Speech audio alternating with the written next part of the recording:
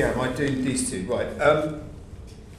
Minister, in your response, you committed to share the outcomes of the Defence Internal Audit Review of the casualty and compassionate process from point of incident to post-inquiry. Has this been completed? And if so, what were the outcomes? I don't believe it has quite been completed. It hasn't. I think, forgive me, it's shortly due to be completed, so it's going to be another case, I fear, where I'm going to have to write me and write you.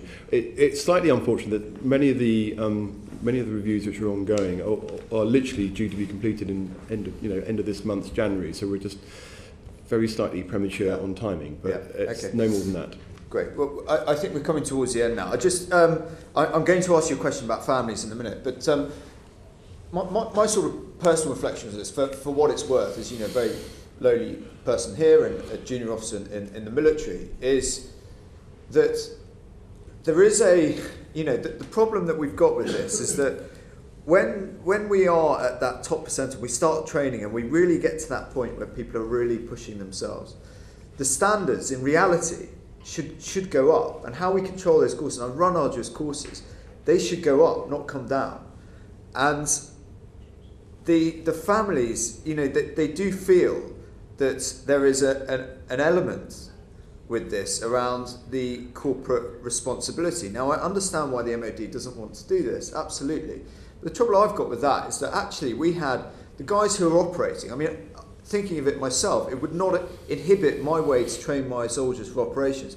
And the director came in here and said, it's not going to affect his operational output either. The only people who want to keep it in are the MOD themselves. And I precisely understand that, because you don't want to be criticised for corporate responsibility. And I get that. But these arguments that you put forward for not doing it against operational capacity, we've seen other people who are in command of current units come in and say that that's not the case. It's very difficult to weigh those two up. Do you see what I mean?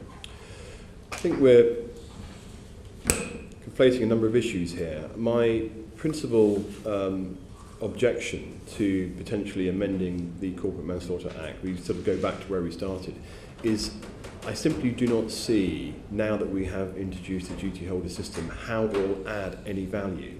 It's not going to add accountability to key individuals within the MOD, and I don't necessarily think it's going to have any particular impact when it comes to reducing risk and holding to account people who need to be held to account, and ensuring that our training is conducted in as safe a way as possible.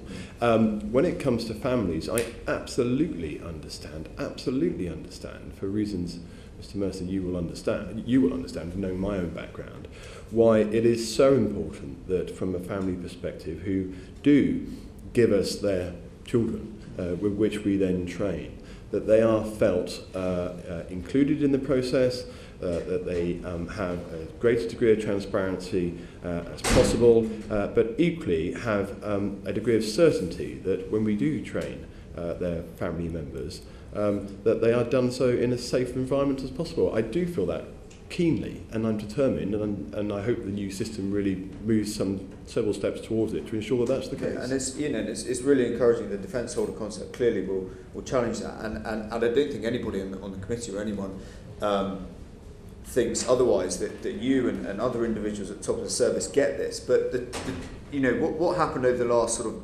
24 months? The Minister for the Armed Forces previously was doing a non-statutory inquiry into the treatment of families following a fatality. Can you update us on that? This is General. I think you can. Yeah. The report has concluded and is currently being reviewed, and we'll be able to share it very early in the new year. And will that be made public?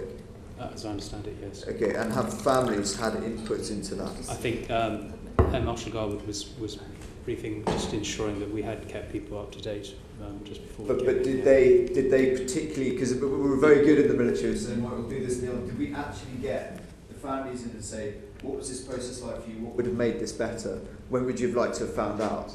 I can't start by the answer. I can't comment on that. I don't know this answer. I think it's GOC1 the Commission did. So unfortunately, you simply have the right general, but the wrong general to answer that question. If that makes sense. Right. Okay. But it's due to be published in the new year. Yeah. I mean, our work goes on clearly with the families, and a good example would be the recent Puma accident. Yeah. We have just spent the last 3 weeks briefing families. We've briefed 2 in the UK, we've briefed 1 in Romania, we've briefed 2 in the USA, we've briefed the wife of a VSI aircrew, we've briefed the sister of the national from Romania who was in the UK, we've briefed the parents of one of the fatalities, we've made contact with 2 other US citizens who have been injured and a Lithuanian. So that's costed us, say, 3 weeks. Yeah. But we see it as part of the aftercare. Yeah.